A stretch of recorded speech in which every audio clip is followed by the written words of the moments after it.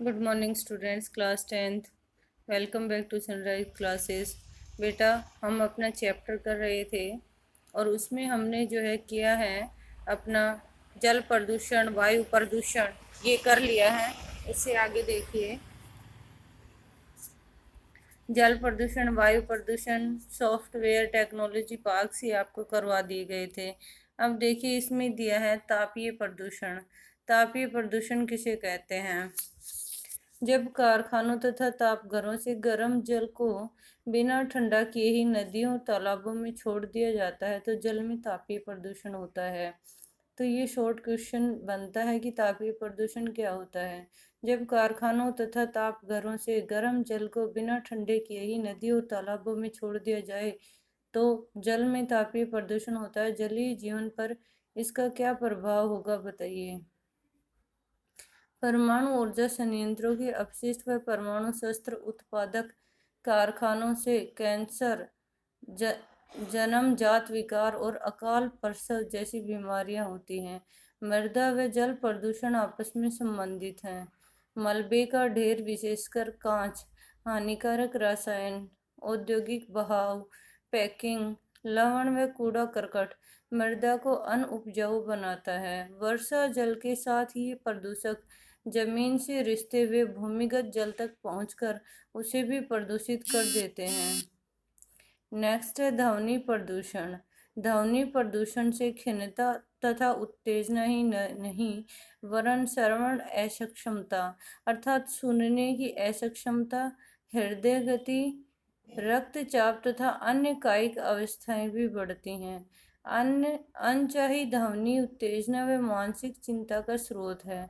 औद्योगिक तथा निर्माण कार्य, कारखानों के उपकरण, जनरेटर, लकड़ी चीरने के कारखाने, गैस यांत्रिकी तथा विद्युत ड्रिल भी अधिक ध्वनि उत्पन्न करते हैं। नेक्स्ट है पर्यावरणीय निम्नीकरण की रोकथाम। पर्यावरणीय निम्नीकरण की रोकथाम कैसे की जा सकती है?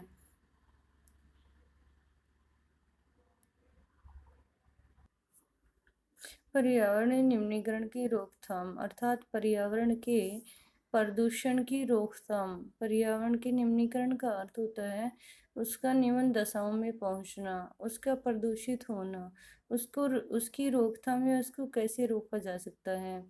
पर्यावरण कारखानों द्वारा निष्कासित 1 लीटर अपशिष्ट से लगभग 8 गुना स्वच्छ जल दूषित होता है। औद्योगिक प्रदूषण से स्वच्छ जल को कैसे बचाया जा सकता है, इसके कुछ निम्न सुझाव हैं।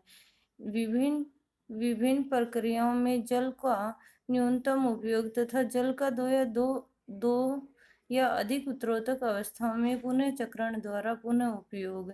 जल की आवश्यकता पूर्ति हेतु वर्षा के जल का संग्रहण करना।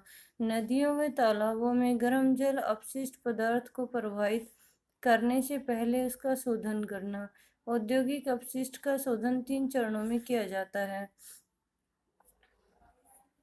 यांत्रिक साधनों द्वारा प्राथमिक शोधन, इसमें अपशिष्ट पदार्थों की छटाई, उनके छोटे छोटे टुकड़े करना, ढकना व तलछट जमाव आदि सम्मिलित हैं। जैविक प्रक्रियाओं द्वारा द्वितीयक शोधन, जैविक, रासायनिक तथा भौतिक प्रक्रियाओं द्वारा तृतीयक शोधन, इसमें अपशिष्ट जल को पुनः चक्रण द्वारा पुनः प्रयोग योग्य बनाया जाता है। जहाँ भूमिगत जल का स्तर कम है वहाँ उद्योगों द्वारा इससे अधिक निष्कासन पर कानूनी प्रतिबंध होना चाहिए। वायु में निलंबित प्रदूषण को कम करने के लिए कारखानों में ऊंची चिमनियाँ लगानी चाहिए। चिमनियों में इलेक्ट्रोस्टैटिक अवक्षेपण, स्क्रबर उपकरण तथा गैसीय प्रदूषक पदार्थों को जड़त्व रूप से पृथक करने के लिए उपकरण होने चाहिए, अर्थात उनके शोधन के लिए भी, धुएं के शोधन के लिए भी कुछ उपकरण लगाए जाने चाहिए। कारखानों में कोयले की अपेक्षा तेल व गैस के प्रयोग से धुएं के निष्कासन में कमी लाई जा सकती है। मशीनों व उपकरणों का उपयोग किया जा सकता है तथा जनरेटरों में साइलेंसर लगाया जा सकता है। ऐसी मशीनरी का प्रयोग किया जाए जो ऊर्जा सक्षम हो। तथा कम ध्वनि प्रदूषण करें। ध्वनि अवशोषित करने वाले उपकरणों के इस्तेमाल के साथ कानों पर शोर नियंत्रण उपकरण भी पहनने चाहिए। सतत पोषणीय विकास की चुनौतियों के लिए पर्यावरण सचेतना से युक्त आर्थिक विकास की जरूरत है। तो यहाँ पर हमने पढ़े कि हम पर्यावरण को प्रदूषित होने से किस तरह से बचा सकते हैं। इसके कुछ पॉइंट्स हमने पढ़े। तो ये यहाँ पर लॉन्ग क्वेश्चन बेटा हमारा बनता है कि पर्यावरण की नवीनीकरण की रोकथाम कैसे की जा सकती है। तो इसके पॉइंट्स हम अपनी नोटबुक में राइट करेंगे और उनको लर्न भी करेंगे। राष्ट्रीय ताप विद्युत गृह एनटीपीसी द्वारा दिखाया गया मार्ग कि किस तरह से हम क्या क्या जो है वायुमंडल में सुधार के लिए कर सकते हैं। भारत में राष्ट्रीय ताप विद्युत गृह कॉरपोरेशन विद्युत प्रदान करने वाली मुख्य निगम है। इसके पास पर्यावरण प्रबंधन तंत्र EMS 14,001 के लिए ISO प्रमाण पत्र है। यह निगम प्राकृतिक पर्यावरण और संसाधन जैसे जल, खनिज तेल, गैस तथा ईंधन संरक्षण नीति का हिमायती है तथा इन्हें ध्यान में रखकर ही विद्युत संयंत्रों की स्थापना करता है। ऐसा निम्न उपाय द्वारा संभव है। आधुनिकतम तकनीकों पर आधारित उपकरणों का सही उपयोग करके तथा विद्यमान उपकरणों में सुधार, अधिकतम राख का इस्तेमाल कर अपशिष्ट पदार्थों का न्यून उत्पादन, पारिस्थितिक संतुलन बनाए रखने के लिए हरित क्षेत्र की सुरक्षा तथा वृक्षारोपण के लिए प्रेरित करना, तरल अपशिष्ट प्रबंधन, राख युक्त जलीय पुनर्चक्रण तथा राख संग्रहण प्रबंधन द्वारा पर्यावरण प्रदूषण को कम करना, सभी ऊर्जा संयंत्रों का पारिस्थितिकी रूप से मॉनिटर तथा समीक्षा करना और ऑनलाइन आंकड़ों का प्रबंधन करना।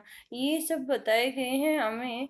ये जो है राष्ट्रीय ताप विद्युत ऊर्जा गृह द्वारा हमें मार्ग दिखाए गए हैं कि किन किन मार्गों को फॉलो करके हम पर्यावरण प्रदूषण को रोक सकते हैं। यहाँ पर एक पिक्चर दर्शाएगी आपको जो कि रामगुंडा संयंत्र की है। इससे आगे अपने वेरी शॉर्ट क्वेश्चन आते हैं। बेटा अब अपने जो है टिक द करेक्ट ऑप्शन वाले क्वेश्चन है। फर्स्ट क्वेश्चन है, निम्न से कौन सा उद्योग चूना पत्थर को कच्चे माल के रूप में प्रयोग करता है। इनमें से कौन सा उद्योग कच्चे माल के रूप में चूना पत्थर का प्रयोग करता है। सीमेंट उद्योग। निम्न में से कौन सी एजेंसी सार्वजनिक क्षेत्र में स्टील को बाजार में उपलब्ध करवाती है। तो यहाँ पर अपनी जो सेल एजेंसी है वो स्टील को बाजार में उपलब्ध करवाती है। नेक्स्ट है, निम्न में से कौन सा उद्योग बॉक्साइट को कच्चे माल के रूप में प्रयोग करता है। तो एल्यूमिनियम जो उद्योग है वो बॉक्साइट को कच्चे माल के रूप में प्रयोग करता है, एल्यूमिनियम। यस। नेक्स्ट है, निम्न में से कौन सा उद्योग दूरभाष कंप्यूटर आदि संयंत्र निर्मित करता है।